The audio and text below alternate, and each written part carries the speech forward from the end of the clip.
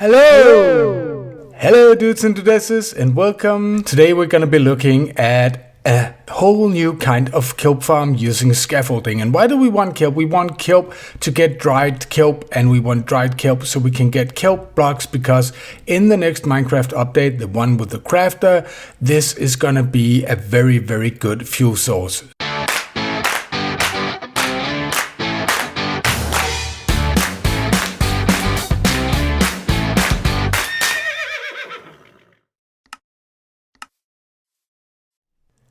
Now what I'm standing, or rather flying, floating, whatever I'm doing with no gravity, in front of is my new kelp farm design. One of them anyway. And if we go forward a bit, I will show you this contraption right here. You can see very easily we collect kelp right here.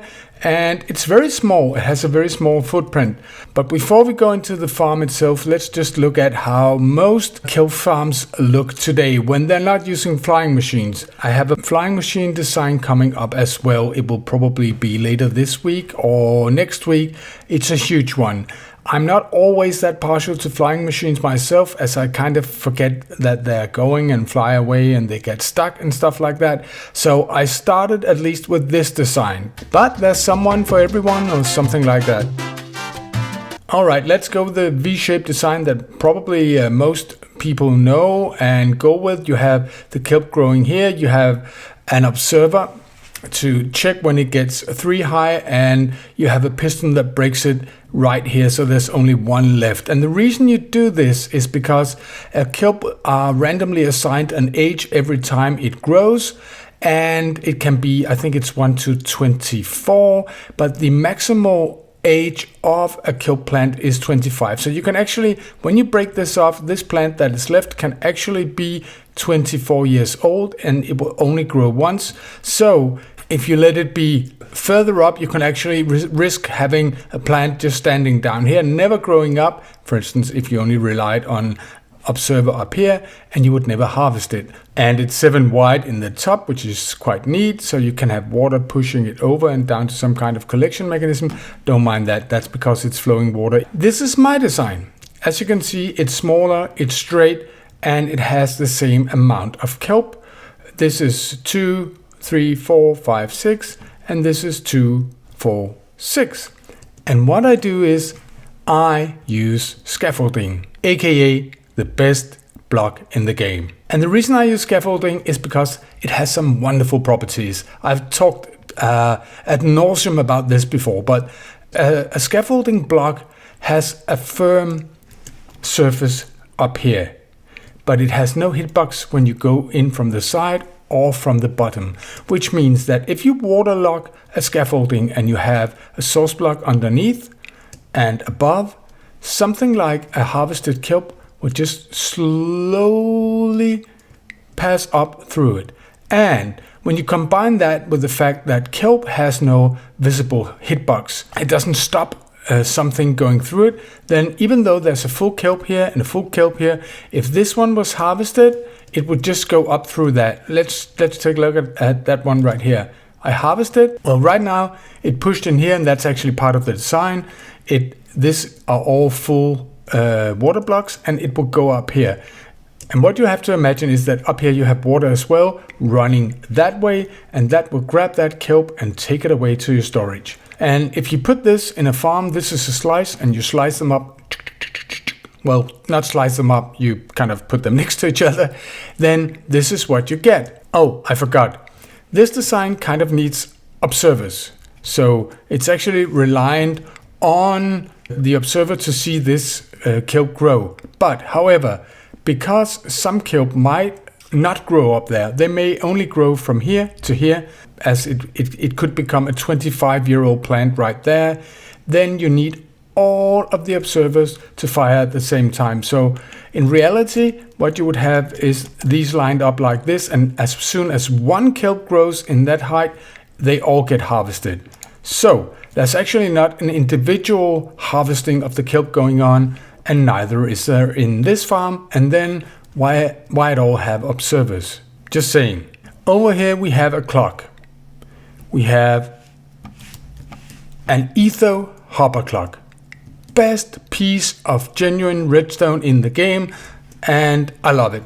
And I've been fiddling around with the timings and the amount of blocks in here, and I will come back to that later. I have found the sweet spot, and now it's just going like that, and then it harvests. And you can see I harvest both sides of this farm at the same time because, as I showed you over there, this is water sources all the way. So if it pushes in from one side and it gets up to here, most of the kelp will go up here through the middle, right over here where I have this set up right here, this hole, and then it will fall down. You can see I made some trickery right here where I actually also have water coming in from this side, pushing it over, and I will get back to that in a bit. That's basically it. And of course the size of the farm is determined by how long the water will slide. Now, the very, very observant among you, I mean there must be some, right? Noticed that some of the kelp didn't go in here but stayed here, and because it was harvested, this was no longer a source block, so it just kind of lingered right here. Let's see there, for instance. There's a kelp lingering there, and there's a kelp lingering there. So what about that? Is that just lost? No, of course it's not. What happens is, as soon as one kelp grows in this 7 or 8 long row, all the water up here are turned into source blocks, and then it will go up here and get collected. Now, can it be that sometimes there will be more than 5 minutes for this to grow up? Theoretically, maybe, yes, but I haven't seen it yet. I haven't specifically noticed it any time yet. So if we just look at this, and I will speed up the time, let's see how long it takes for this to turn into a water source. And there it was. And now it's going up, and it's going up, and it's going up, and you can see it's already up there, so it's going up. It was less than half a minute before one of them grew. That's basically how the farm works. And you can see the ether hopper clock emits a signal. It's seen by an observer up here.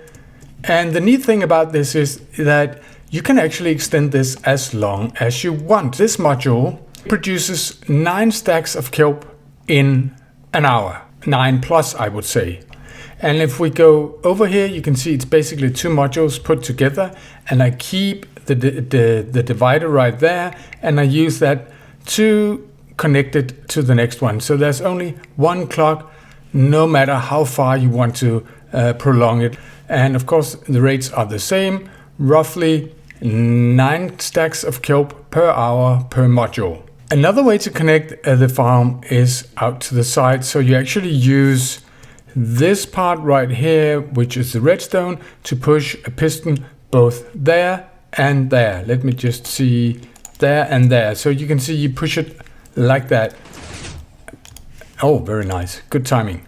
So now we are in another testing world where I built this 45-55 splitter. And if we look, I built this one first, and then Mojang changed how this bulb here works, and it broke, and you could read it all over the internet. Everyone's system broke, but I actually fixed mine, so it got 1 or 2 wider, like this, 1 wider I think, and it looks like, well, I don't know what it looks like, but it works. And what does it do?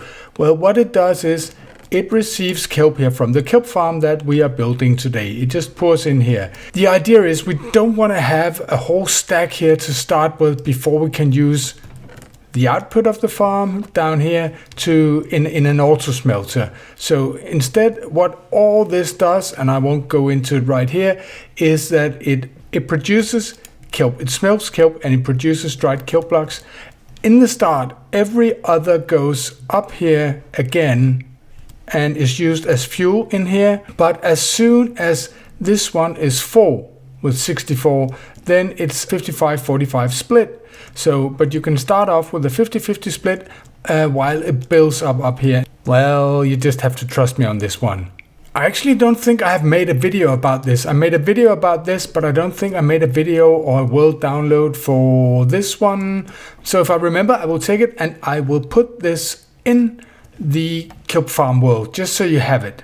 And just like that, it's in this world. And also I have to say, when you build it, this has to be turned on when you set it up. That's why the button. This has to be with 8 slots filled. That's how it works. And these are droppers pointing upwards, both of them. And the rest, I think, should, fix itself when it goes. And of course, these are tileable. These are fully tileable. They don't interact with each other, so you can tile them. But I have done some math. And this one, which is a smoker, it smelts one item up here in 5 seconds compared to a normal furnace which uses 10 seconds. So you can actually smelt 12 items in a minute, which means that you can smelt 720 items in an hour. That's the equivalent of just over 11 stacks of kelp. One module provides, as I said, 9 stacks. So these are almost equivalent, but if you use 2 of these together, and then you have 3 of these, like in the setup I have made over there, these will be running 24/7 and pushing out a lot of blocks for your smelter to use later. Now back to the ether hopper clock. I said I tested this a lot, and you might think that it should be a long time for the kelp to grow, but I tested it, started with a full hopper clock and taking out items until I reached the sweet spot, and the sweet spot is actually 3 stacks. It's perfect. It gives the most yield from the farm. If we go up here, you can see that I have used a lot of honey blocks. I have used honey blocks right here instead of glass on the sides, and I have used honey blocks in here. We can see it even more clearly over here. And I have no idea why, but when I use glass or any other full block over here, sometimes they will kind of glitch a bit into the side, and you will lose half to whole a stack from doing this. So I used honey blocks. If you don't have honey blocks, you can use chests, normal chests that are smaller as well. Just remember to do it all the way. The honey blocks on the inside are just for decoration because I started. You could most certainly use glass right here all the way down. Alright guys, that's it. I hope you liked the video. If you did, do leave a like, and if you're brand new, subscribe. And if I didn't, I want to tease that I have already designed a much larger flying machine based kelp farm that uses scaffolding as well, and there will be a video out later this week on the start of next week. See you then.